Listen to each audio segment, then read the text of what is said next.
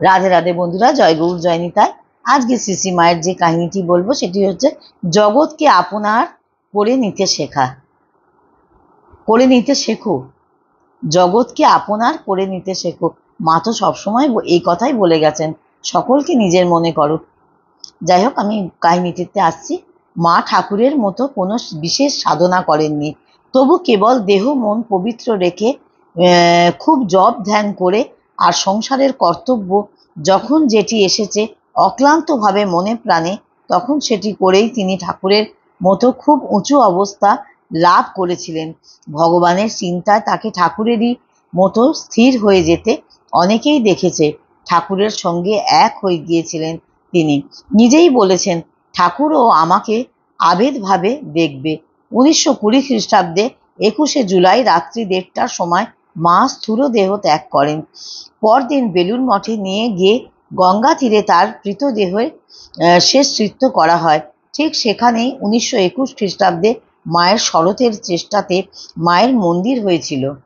বাগবাজারে শ্রী শ্রী মায়ের বাটিতেও মা যে ঘরে থাকতেন সেই ঘরে দেহত্যাগ করেন। মা সে ঘরে যেখানে যেভাবে থাকতেন সেখানেই তার ব্যবহৃত পালঙ্কের উপরেই তার প্রতিকৃতি রেখে ঠিক সেইভাবেই তার সেবার ব্যবস্থা শরতই করে গেছেন। জয়রাম বাটিতে মায়ের জন্মস্থানের উপরেও 1923 খ্রিস্টাব্দে তিনি মন্দির গড়ে সেখানে মাকে বসিয়ে গেছেন। ভারতীয় নারীত্বের আদেশ মাতৃত্ব। এদেশে মা কথাটির সঙ্গে পবিত্রতা ও সতীত্ব জড়িয়ে আছে। ঠাকুর মাকে প্রথম মা বলে আরাধনা করেন।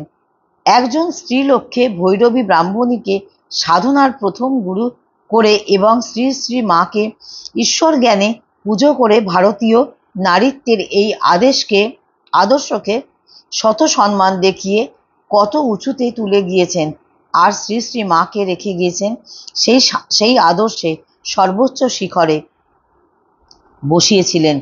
আমার ছোট্ট মায়েরা, মায়ের আদর্শে তোমরা জীবন গঠনের চেষ্টা করো। শরীর ছেড়ে গেলে কি হবে? মা তো এখনো রয়েছেন।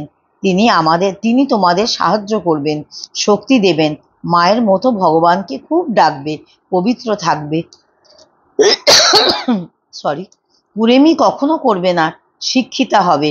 তাহলে তোমাদের তো বটেই, দেশেরও পরম কল্যাণ হবে। স্বামীজি বলেছেন, যাদের মা শিক্ষিতা ও নীতিপরায়ণা তাদের ঘরেই মহৎ লোক জন্মায়। মায়েরা উন্নত হলে তবেই তাদের সন্তানদের মহৎ কীর্তি দেশের মুখ উজ্জ্বল করতে পারবে, আর তখনই ঘটবে দেশে সংস্কৃতি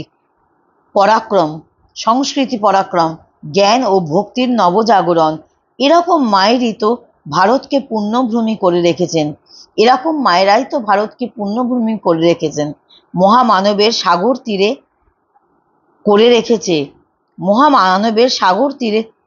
তীর করে রেখেছে, এটি ভুলো না। আর যদি শান্তি চাও মা, তাহলে ভুলো না মায়ের শেষ উপদেশ, কারোর দোষ দেখো না, দোষ দেখবে নিজের। জগৎকে আপনার করে নিতে শেখো, কেউ পর নয় মা, জগৎ তোমার। বাগবাজারে শ্রী শ্রী মায়ের বাটিতে পূজিতা মা অগ্নির দাহিকা শক্তি অগ্নিসেন যথা, আবেদ সেরূপ রামকৃষ্ণ সনে সদা। আবেদ হইয়া স্থিত যে সারদা তাই, নমি আমি সর্ববিদ্যা রূপিণী সে মায়। স্বামী শারদানন্দ এটা অনুবাদ করেছিলেন, তাই তোমাদের সঙ্গে একটু শেয়ার করলাম। তোমরা সঙ্গে থাকো, সাথে থাকো, ভিডিও দেখতে থাকো। ততক্ষণ জয় গৌর জয় নিতাই, রাধে রাধে।